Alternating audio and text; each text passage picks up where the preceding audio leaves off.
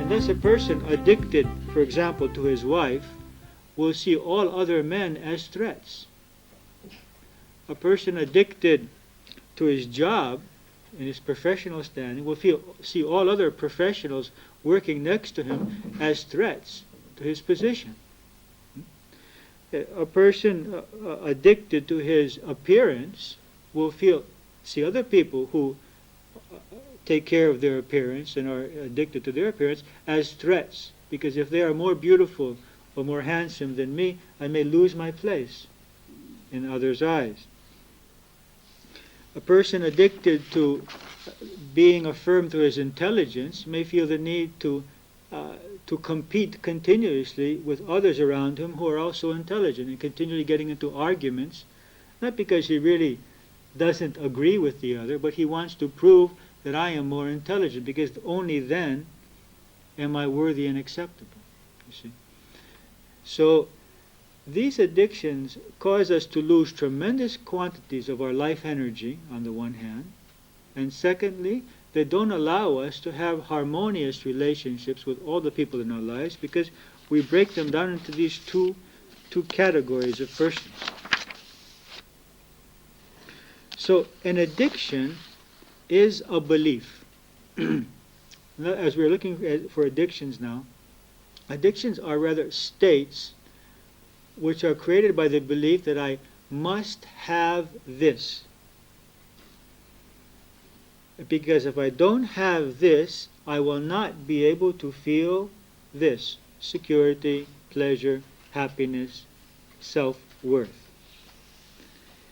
Addictions work on us in the same way that hunters catch monkeys in India and in all the world. How do they catch monkeys? They take a bottle about the size of those old milk bottles that we used to have, and they put a few peanuts in there or a banana, and they tie the bottle to a tree. The monkey comes, sees the food, and is very interested, and puts his hand in like this and grabs it. And he has the banana in his hand, or the peanuts in his hand, but now his fist does not fit through the hole. Can't get his hand out. But he never thinks about letting go of the food. And he remains there trapped for days, until the hunter comes and he simply picks him up and puts him in a cage. And he's trapped for the rest of his life. And that's how we are. We've got our hands in the various bottles with various bananas and peanuts. They're causing us to be trapped, suffering, and we feel that we are being abused by other persons in other situations, and we have nothing to do but simply let go of the banana. But we don't do it. That's how addictions work on us. So think about this week, what are your bananas? What are your peanuts? Where are you holding on to some things to be accepted by this person? And if this person doesn't accept me and doesn't prefer me above all other persons, I can never be happy. That's a banana in a bottle. There are other bananas that are not in bottles. So when we see that this attachment, the acceptance from my parents, I've seen people that are 40 years of age, very successful, have the admiration and the esteem of hundreds of people, but because one parent has not given his okay, he's still in a state of seeking this affirmation. Still cannot accept himself.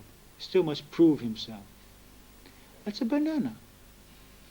You can just let go and realize that I'm worthy, even if this parent cannot say, yes, I accept you. Yes, I believe you are worthy. Yes, you did something with your life.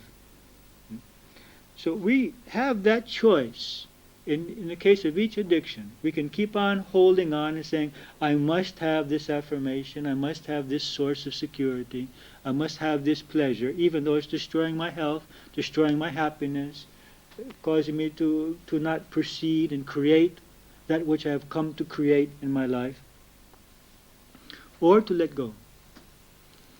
I think another good example of what our relationship could be to that on which we depend would be the example of a bird perched on a branch. The bird perches on the branch and uses it, depends on it. It rests, eats, sings, makes love, enjoys life there. He is depending on that branch.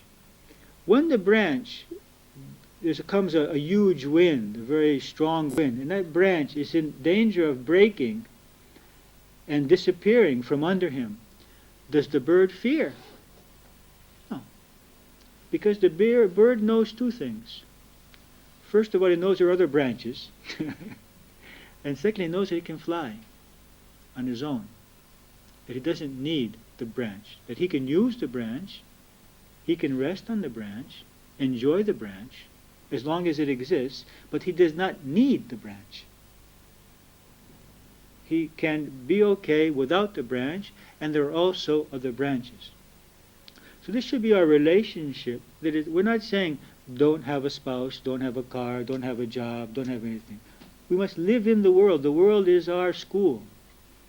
And our relationships are our school, our lessons. And all of that is the way we evolve through all of those things. Retreating will not give us greater evolution, at this point at least. But to realize that we can enjoy, the only way that we can actually enjoy the branch is to get free from fearing it will break. Because if I'm on the branch and I'm in a continuous state of fearing, maybe perhaps it leaves, perhaps it becomes destroyed, and I don't have that branch tomorrow, I can't enjoy it today. And that's what we get. We get into that relationship with the things to which we are addicted. Rather than enjoying them, we live in the continual fear we may lose them. And so we'd have no enjoyment whatsoever. And all that is a process of realizing our inner strength, our inner security, our inner happiness.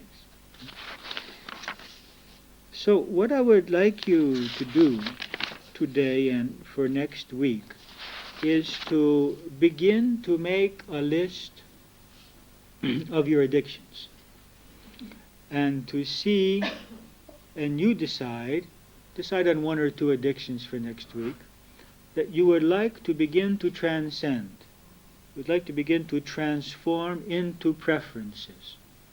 Now, as we said, behind every addiction is a belief which says, I must have that. And then there's a belief behind that which says, why I must have that. And a belief even behind that is the process of self-analysis, is like opening a box and finding another, and opening that box and finding another, and opening that box and finding another. And the last box is the belief that I am this body and this personality. That's a difficult box to open and to change, because that's our basic belief at this moment. It's our basic experience. You can't negate that at this point of the process. But from that smallest box, I am this body and I am this personality, many other boxes are created which can be removed if we feel the need and if we desire.